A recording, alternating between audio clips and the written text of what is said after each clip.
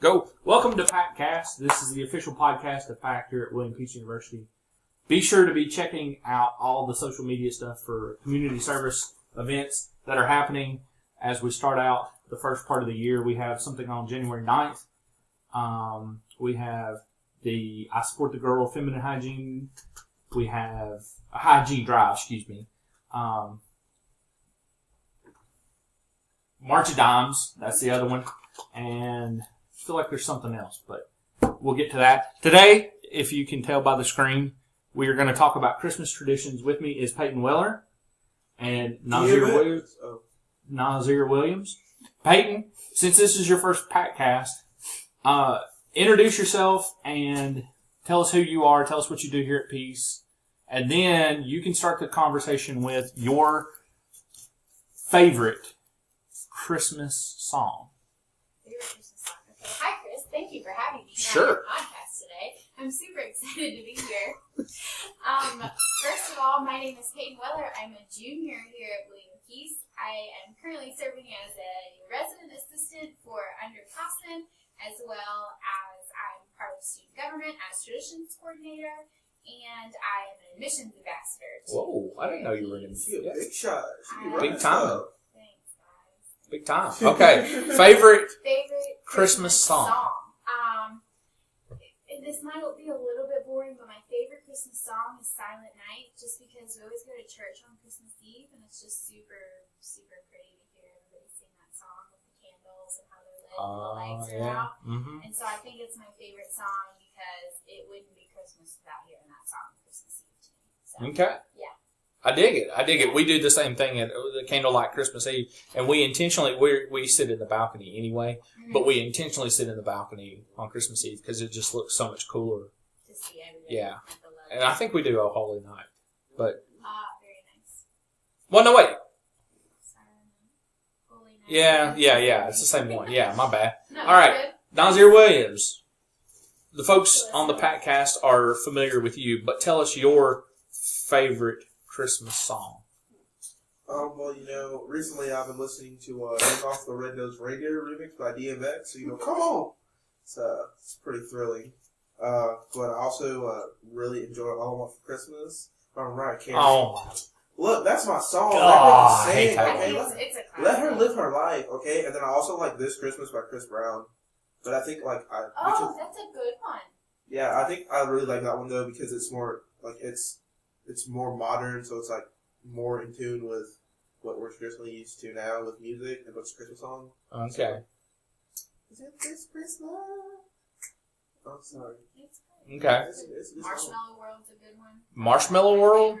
What is that? I don't know if I've ever heard that one. It's Marshmallow World in the winter when the snow comes covered the ground. No, you don't know that? No, I had never heard that one. Oh my gosh, it's awesome. Seems like that's one of those ones. I had never heard I Want a Hippopotamus for Christmas. You've never heard that? I had never heard that until about 3 years ago. What? And then it became my least favorite. It actually is one of my least. There's a whole other story behind it, but that is one of my least favorite Christmas songs. And that's the thing I've been trying to figure out this year is what is my least favorite Christmas song. I think that's sad. Because a lot of Christmas songs. I like a lot of them. You hear them and you're like, oh yeah, I like this one. And then I think Wham! Last Christmas, I gave you my heart. That and Hippopotamus, least favorites. Everything else, perfect. Love the rest of them. But Whamageddon, anybody? Bam, yeah. So, okay, we can go around now, and what is the one thing that you absolutely positively cannot not do at Christmas? What is the one thing you have to do at Christmas? Like on Christmas Day? It doesn't matter. Christmas season. The Christmas season. This is different than the what is your favorite Christmas tradition? Oh, okay. I would guess. It may be the same thing for you, but what is the one thing you have to do? It doesn't matter what happens. Okay. On Christmas, I have to be with my family. You have to be. There are certain traditions that we do that I really like, but You have to be with the family to do those traditions. True.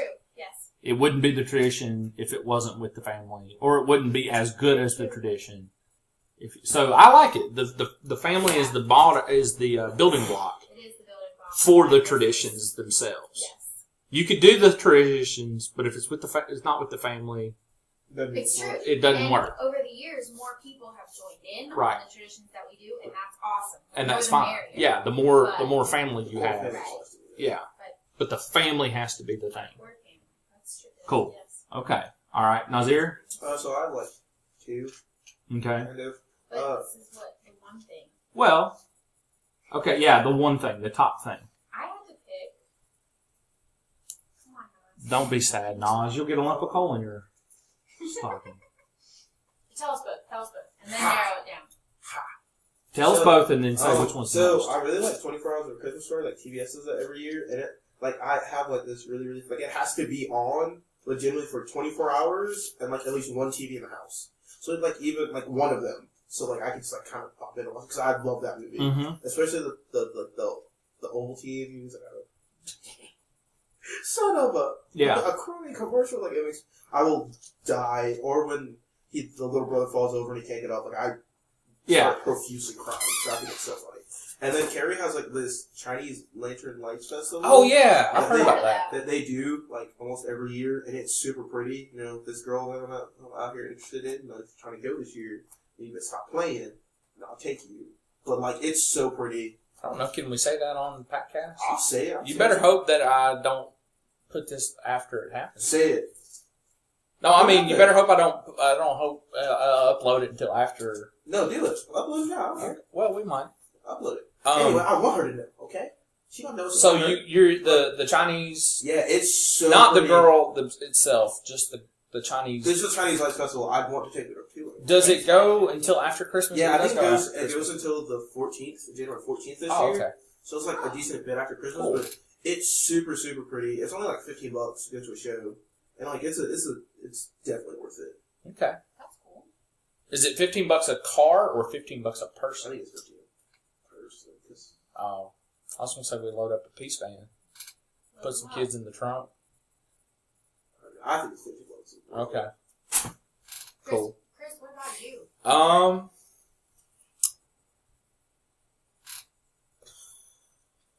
We used to be very into going to get Christmas trees. We had a particular Christmas tree farm that we went to over in Banner Elk, and we had all that stuff. In the years past, though, here recently, particularly, we've gotten very simple with our Christmas. Like now we do a tabletop Christmas tree, and we put it on. Yeah, and we've gone from the full, real big thing to a tabletop Christmas tree, and we put a string of lights on it, and then that might be it. We've done that before, and it's just I kind of like the simplicity of it. And the cool thing is too, the way our house is, we have a big picture window, and so because it's there, and we put it right in that window, it looks like we have a full Christmas tree, but we don't. We kind of cheat. I've been to Chris's house before. Yeah, it's pretty cool. I've been there. Football in the front yard. I've been there more than once. If you'd come on ASP with us, you'd gotten to go. We met his mom. To She gave us the all hugs and food. Casa de Baker next And year. his sister. She's great. His mom She's was pretty with her. awesome. She's But I will say this too. It's been nice that Christmas has been the one year that the one holiday that all of my cousins have come in. Oh, okay. So I do like that. Like they do try to come in for that. Thanksgiving is so rushed anymore. Yeah. So I guess that just the family coming in or being super duper simple. Like no presents, just Nice. hang out with each other, be there. More about the truly. Well, that and just being chill for a few minutes is nice. Relaxing. Yeah. So, okay, you always get the question too. We have well over 5.5 minutes, so we've got plenty of time here. Your favorite Christmas present that you ever gotten. that you ever got? Oh, I got this one. Started off that. Let's Okay. get. We'll be a little commercial, but go for it. Okay, so like, this was like right around 2001, so like we still lived in New York and like we lived in an apartment. But this was like when I was in my full blown like Power Rangers phase. Like I was obsessed, specifically with the Red Ranger. Anyway, did not know that you were a Power Rangers dude. Yo, like I was obsessed. The things that you learned, like I was on a podcast. I was specifically our podcast. Yeah. You should come check us out every week. My mom thinks I'm adorable. Anyway, moving on. Like I was obsessed with them. So this was the year that it was like Power Rangers Time Force or something, and they had like this. Basically, it was like VR. You like put on a headset and you had these gloves, and like you put this stuff on your feet and like track your hand movements, and you could like fight the evil guys if you were the Red Ranger. Whoa. And like I was obsessed with this thing.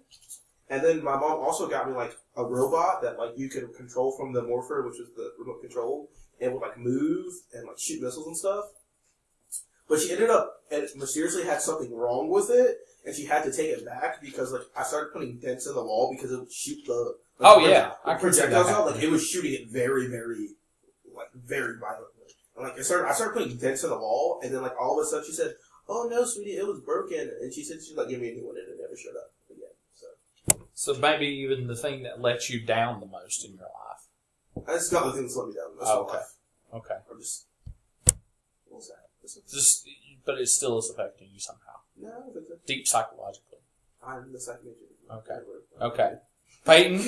My turn? Yeah, if you got it. If you don't, I can tell a quick story and then we can go to yours. No, it's alright. Okay. I'm ready. Good, go. I've gotten a lot of really wonderful Christmas presents over the years. Such a Peyton Weller answer, by the way. That is a Peyton Weller answer. I've got so many wonderful things. I know. I've gotten some great Christmas presents. Right. However, I will say this one's probably my favorite because of the small backstory behind it. Okay. So last Christmas, it was on Christmas Eve. I was talking to my parents, and my boyfriend Jake was over, and we were talking about Christmas presents that we wanted as a kid, but that we never got. Oh my and goodness. So that brought some sob stories up, of course. And I was thinking for a long, long time, I couldn't really think of anything. And then finally, I remembered how for like 3 or 4 Christmases in a row when I was younger, I asked for Carolina basketball tickets to go watch them play. I never got them. Well, the next day, that was on Christmas Eve, the next day on Christmas, I opened up a box and my parents had already gotten Carolina basketball tickets. So we went in January. So that was probably the best one. It's probably the best one. I thought it was going to be that Jacob came through. Yeah, Jacob like met some shady guy in the middle of the alley at 2 o'clock in the morning. Was like, hey man. He went with us to the basketball. He went with you guys. So you got 4 tickets. So my parents got me 4 So tickets. he kind of encroached on your favorite Christmas present. You didn't just get to have that with your family. No, I'm just. I got boyfriends getting in the way. I can see like Jacob like meeting some dude in a straight alley at 2 o'clock in the morning. He's like, hey man. Jacob might have done tickets? Yeah man, you got the money. Yeah. All right. On Christmas Eve. Was it what kind of box was it? I'd have to ask. It was a shirt box. My mom had just wrapped up a shirt box and. Oh, I know what you're saying. Like the little flimsy cardboardy thing. Yeah, typical kind of box. Open it up. There was 4 Carolina tickets in it. My parents were like, "We're going, and you're going, and you can invite someone else." So of course, conveniently, Jacob got to go. Yeah. You didn't take me. Maybe this year. Maybe 2 years in a row you're getting Carolina tickets and you're taking me this year. I didn't ask for them this year, so we'll see. That sucks. But it's alright because it came through after. Yeah. So, yeah. That's cool. Alright, what you got? Okay, real quickly because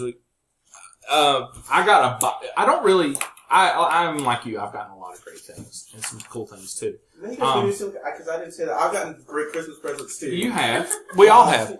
But the one that I remember the most was we had a Christmas.